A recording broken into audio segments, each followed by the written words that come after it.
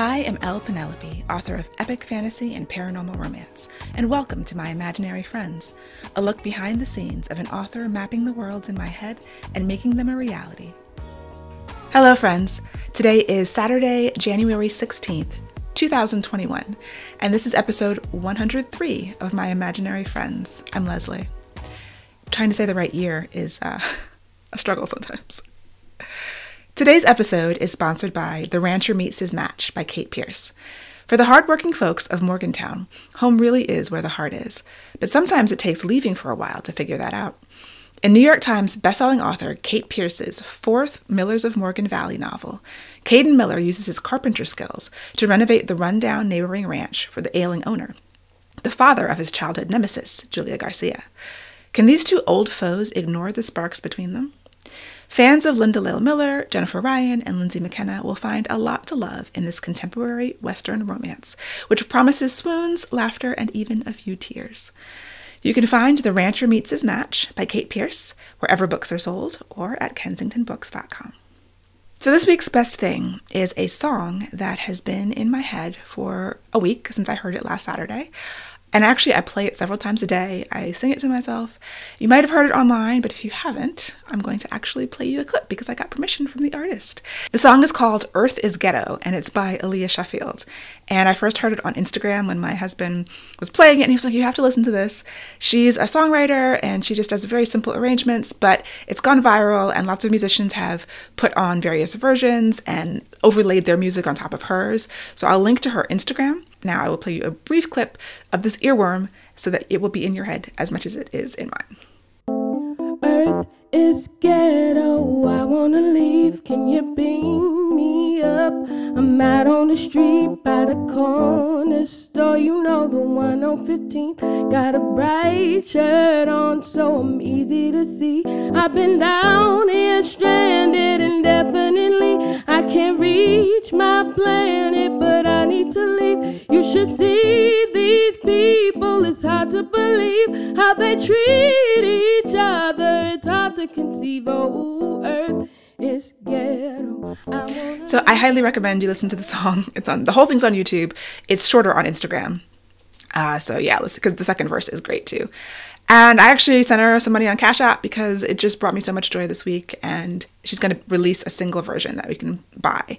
But, you know, things going viral don't always correlate to actual money when people put things out into the world for free. And so I always try to support people. There were several comments from last week's episode, so I wanted to thank everyone who left a comment.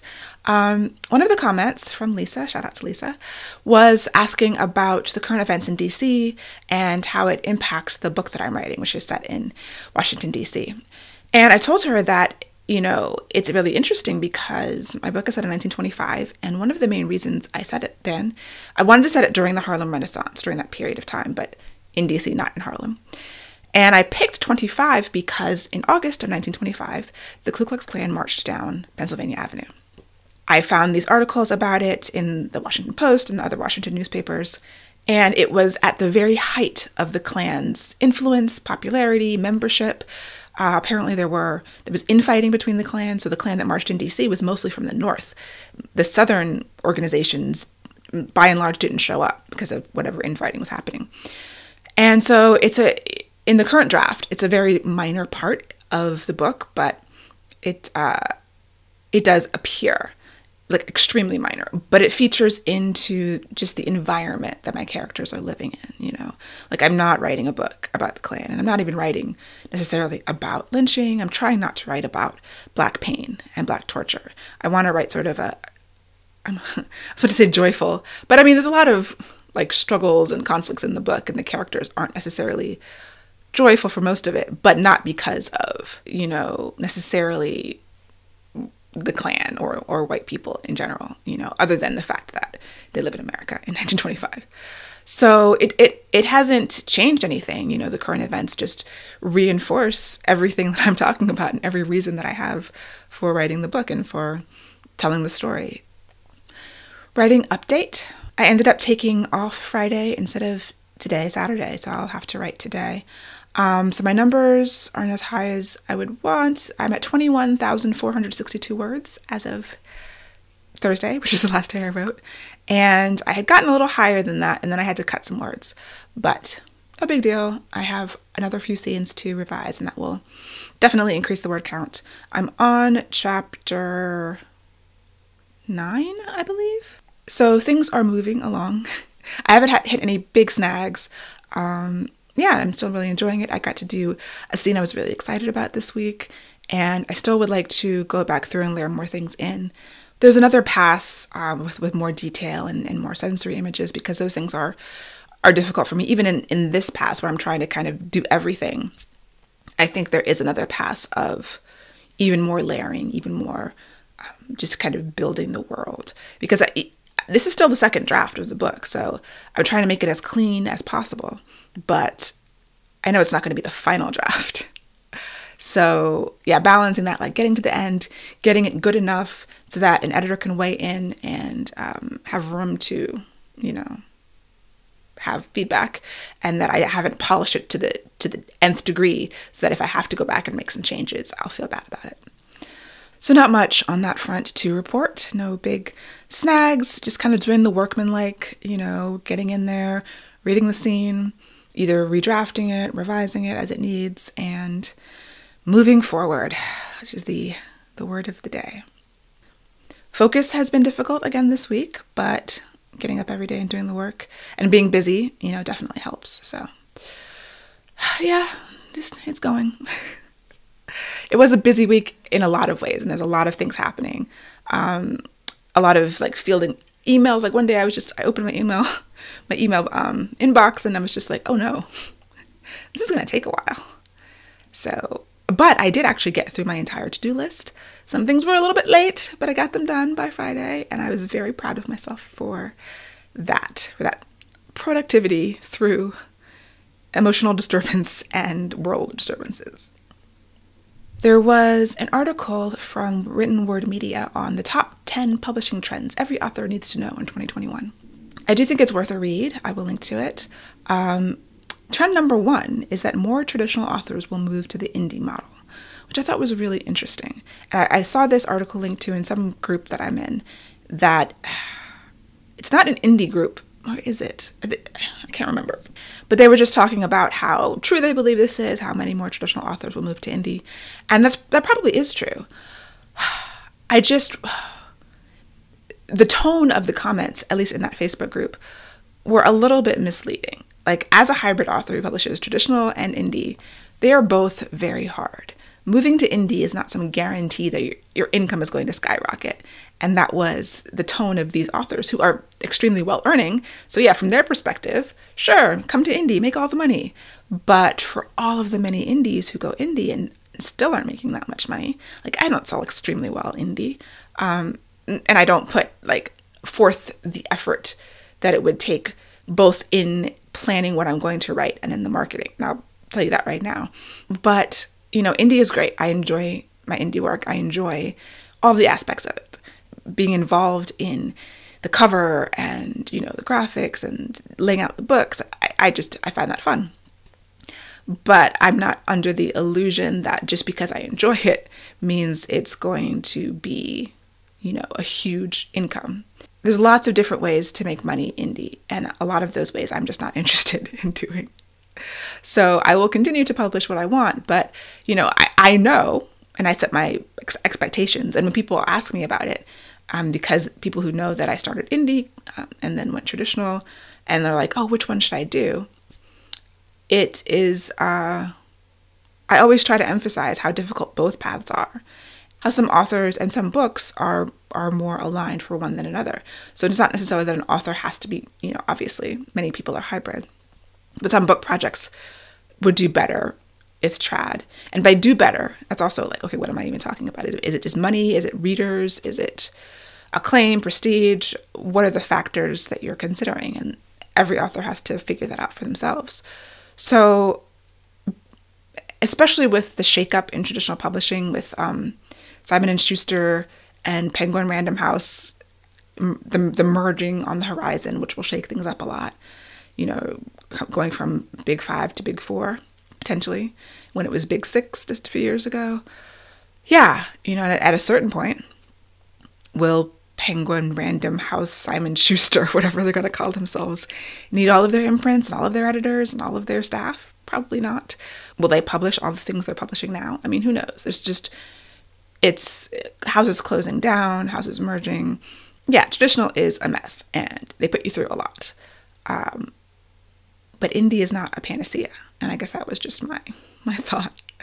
It's a panacea if you just want to do your own thing, but if you're thinking that you're going to go indie, and just because there's all these 5, 6, 7-figure authors, and you're going to be one of them, well, you can be. Like, there's no reason why you can't be, but you have to play the indie game in general, like with very few exceptions, to do that. And the indie game is rough, and it takes a lot out of you, just like the traditional game is rough and takes a lot out of you. Being an author is not easy, and I often ask myself, why is this my dream? Regardless of how you publish, I was reminded again this week that trusting yourself as an artist is always going to be extremely important. I mean, you have to trust yourself to query, you have to trust yourself to put your indie work out into the marketplace, and regardless of the feedback that you get, whether it's reviews, whether it's rejections, whatever's happening, at the end of the day, you have to be like, this book is solid, I believe in it, I believe in my story and my writing. And also be really honest with yourself when maybe it does need another look. Maybe this book isn't as solid as you thought it was. Getting external feedback, choosing who to listen to, what to listen to, how to accept feedback. I mean, there's so much that goes on. It's mind-boggling. So I did get some bad news this week that had me thinking about this and causing me to doubt, some things that I was doing. And I just have to remember, I have to trust myself and always go back to the why. Why you're doing this, what you're trying to say, what you're trying to put into the world, and really using that as your sort of lodestone, and keep that in the forefront of your mind. I'll probably be able to talk about it sometime soon, but not today. And I hate when people do that. Like, I try not to do that, but there's a lot of things as an author that things happen and you want to talk about them, but you can't. But one day I will, and I will tell you. Oh, reading. I was able to read, I binged the entire, what's the name of the series? The Jessie Mahalik series. It starts with the book Polaris Rising. It is a sci-fi romance that takes place in the future, on spaceships, no aliens. Everybody's a human, but it is sci-fi in the fact that it's, lots of different planets. So it's a trilogy.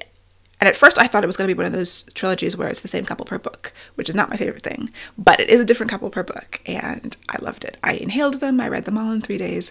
I had bought them, years ago when the first book came out. I would buy them, and I just hadn't sat down to read them. So it's one of those cases when I finally did. I was in the mood for sci-fi romance, and I definitely recommend them. I liked the amount of science that she had. It wasn't overwhelming. You could tell that she thought through everything. It felt like that way to me. And the world felt thought through. And the conflict is based on the idea of a faster FTL drive for spaceships. And she has all of these kind of rules.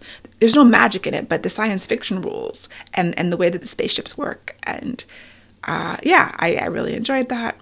I'm not a huge science fiction reader. I used to read more when I was younger, but I don't like hard sci-fi. Like, I don't like to be assaulted by science. But this level of science is very palatable to me. And it's not, I wouldn't even call it light. I think it's a very medium, very approachable, digestible amount of science in the science fiction. So check it out. I also read another book called Half a Soul by Olivia Atwater that was recommended in someone's newsletter. It's a fantasy Regency romance that has fairies, and it's very fun. It is very original. I really enjoyed it a lot. It is sweet, so go in knowing that if that's not your thing, but a different kind of heroine. It's a Regency that talks about class and class differences and the responsibility of the wealthy, and but not in a way that is overbearing and preachy. So Half a Soul, Olivia Atwater. Check it out if you need something good to read. Also this week, in healthy writer news, I've been working with a personal trainer once a week, and so this week was the return of weightlifting. I used to lift weights a lot more before I started climbing, honestly, before I started rock climbing. And so for the past like two or 3 years, I haven't lifted very much. So we went back to basics, barbell squats, deadlifts, bench press, the whole nine, which, like I said, I haven't done in years. And that was Wednesday. Today's Saturday. I'm still extremely sore. We started out like relatively light, but heavier than I would have done it if I was on my own. Like, I would have done everything with the bar, and then I would add like 5 pounds. But she's like, oh no, we're doing 75 pounds. And I'm like, oh, okay. And I mean, I could do it. Should I have done it? But I trusted her, and she believed I could do it. And I mean, I did it. I'm just very, very sore. So I also haven't been eating enough. Like, when you lift weights, like heavy weights, you have to eat to lift. And that is contributing to the soreness. But I do enjoy lifting weights. I do kind of miss it.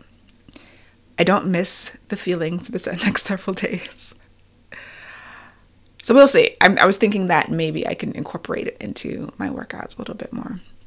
I do recommend lifting heavy weights to everyone who is able to. A lot of people look at me askance, especially women. And I'm like, you lifted those heavy ass children that you have. That child is at least 65 pounds. You can lift a barbell, right? Anyway, I'm sore, and I'd like to complain about it. So, coming up this week, it's Martin Luther King week. I always forget these kind of holidays because I'm self-employed and I don't actually take the holidays off. I need to work Monday, but maybe I'll take a break and sing the Stevie Wonder birthday song. But happy MLK Day to everyone. My goals this week, I have, let's see, what chapters am I writing this week in the book? So this week is chapters 10 through 13. So today, over the weekend, I'll finish chapter 9, and then, get 10 through 13 done. Over the course of the week, that's the plan.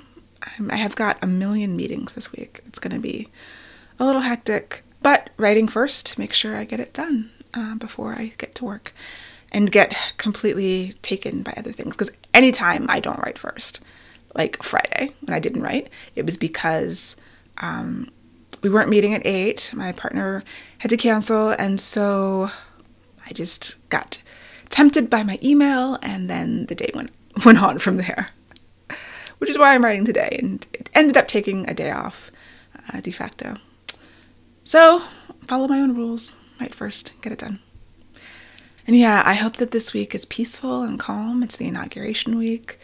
I know that they've turned DC into a fortress.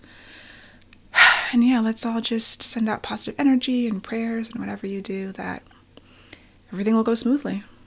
And that we are not, in fact, living in the end times. And that I will be here to talk to you next week. So I hope that you have a productive and peaceful week. For episode show notes and to sign up for the Footnotes newsletter to get the show notes in your inbox, go to myimaginaryfriendshow.com. Subscribe wherever you get your podcasts and watch the video episodes on YouTube. I would really appreciate a rating or review to help support the show. And My Imaginary Friends is part of the Frolic Podcast Network. For more fantastic podcasts, go to frolic.media/podcasts. I got 5 on fuel if you need it from me. I'll sit in the back if we're riding too deep.